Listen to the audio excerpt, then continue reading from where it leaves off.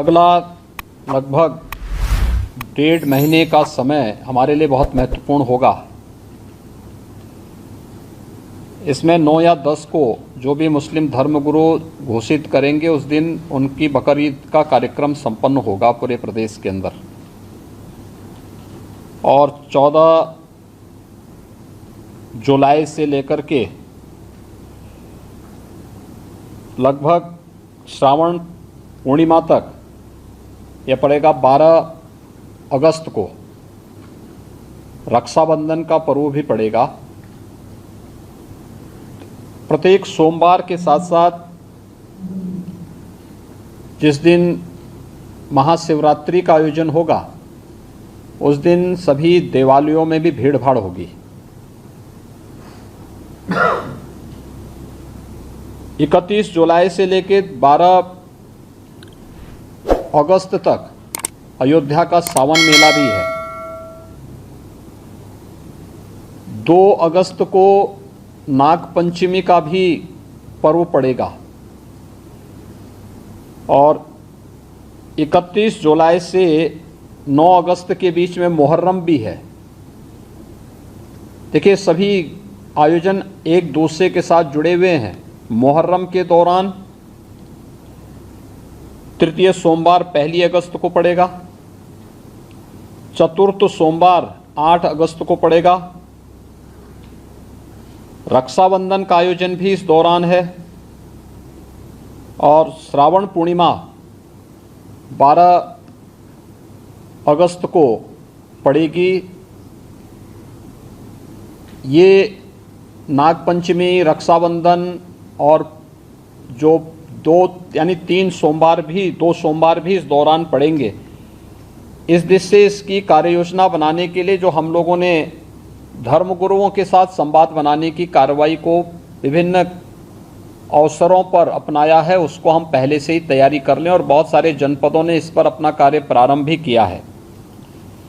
और मुझे लगता है कि हमें इसको एक निरंतरता देनी चाहिए। संवाद बनाने में कोई भी किसी भी प्रकार की कोई समस्या नहीं होनी चाहिए।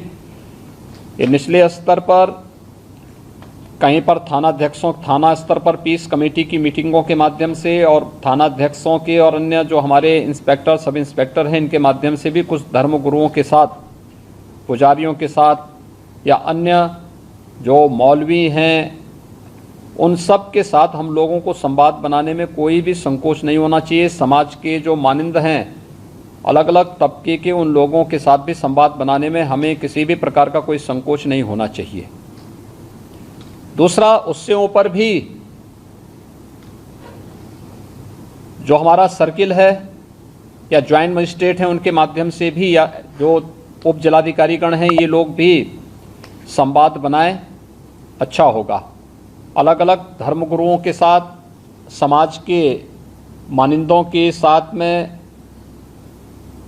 जिनकी समाज में अपनी एक पकड़ होती है, जनप्रतिनिधियों के साथ संवाद बनाना, उनकी गतिविधियों पर भी निगाह रखना, नज़र रखना। ऐसे ही जो एडिशनल एसपी और एडीएम स्तर के अधिकारी हैं, वे लोग भी अपने इस कार्यक्रम को करें और जनपद स्तर पर जिलाधिकारी और पुलिस अधीक्षकों को भी संवाद के इस कार्यक्रम को आगे बढ़ाना होगा। यह सुनिश्चित करें, क्योंकि ये सारे कार्यक्रम पड़ेंगे और 15 अगस्त को स्वतंत्रता दिवस का कार्यक्रम भी होगा, क्योंकि अमृत महोत्सव है आज़ादी का। तो इस अवसर पर कुछ विशेष आयोजन होंगे।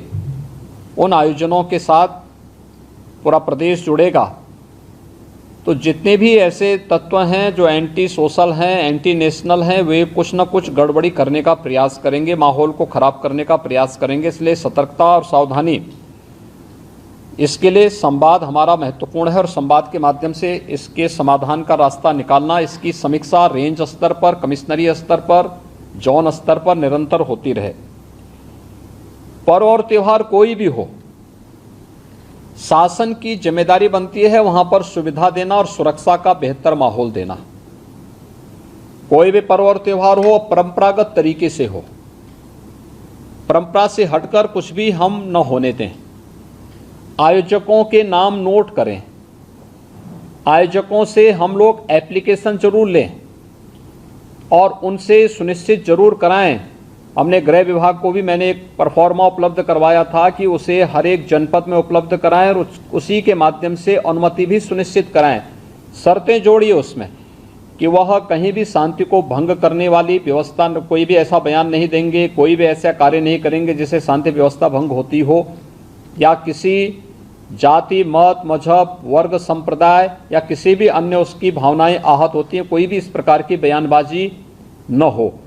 इस पर ध्यान देने के लिए हमें जहां व्यवस्था बनानी पड़ेगी वहीं साथ ही साथ हम इस बात को सुनिश्चित करेंगे बकरीद के लिए मुस्लिम धर्मगुरुओं के साथ और इस आयोजन के साथ जुड़े हुए जितने भी लोग होंगे उन सभी के साथ हमें संवाद बनाना होगा। कावड़ यात्रा के लिए भी हमें कावड़ संघों के साथ, कावड़ संघ हैं बने हुए हर एक जगह, उनसे भी संवाद बनाना पड़ेगा। अगर हम उसी स्तर पर संवाद बनाएंगे तो बाद में जब ये भीड़ इकट्ठी होती है तो उस समय समस्या नहीं खड़ी होती है, तब ये कार्यक्रम एक रूटीन का हिस्सा बन जाता है, फिर उसमें कोई समस्या पैदा नहीं होती है।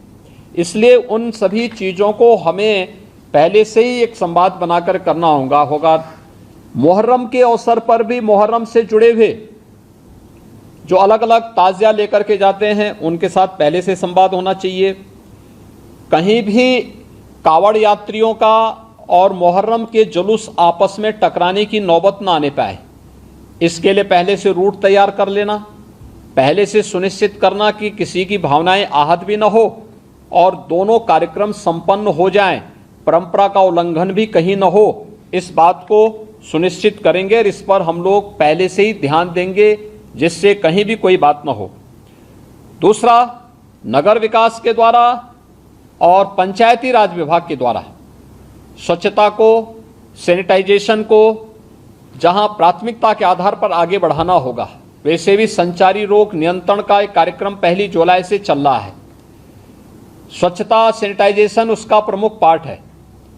इसको हम विशेष रूप से एक अभियान के रूप में लें। बकरीद के दिन कुर्बानी जहां होगी वह सार्वजनिक स्थल नहीं होगा, जो निर्धारित स्थल और पहले से चली आ रही वहीं पर होगा।